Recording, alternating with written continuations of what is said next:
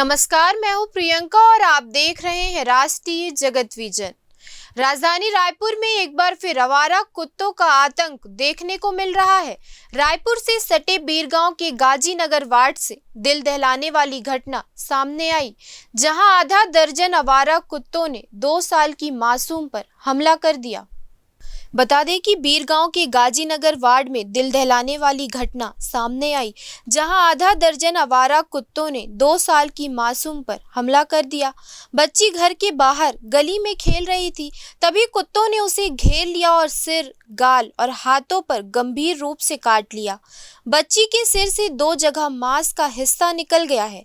घटना के बाद आसपास के लोगों ने बच्ची को बचाया और उसे तुरंत डीकेएस अस्पताल में भर्ती कराया गया, जहां उसकी हालत नाजुक बनी हुई है। डॉक्टरों की टीम घायल बच्ची के इलाज में जुटी है और सिर की 2 जगह सर्जरी की तैयारी चल रही है।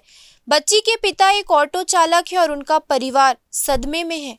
स्थानीय लोगों का कहना है कि बीरगांव में आवारा कुत्तों का आतंक इस कदर बढ़ गया है कि रात में अकेले निकलना मुश्किल हो गया है।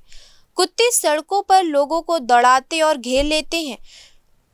फिलहाल देखना होगा कि इन आवारा कुत्तों पर प्रशासन किस तरह नकेल कसता है, या फिर ये आवारा कुत्ते यूं ही राह चलते लोगों को अपना शिकार बनाते रहेंगे।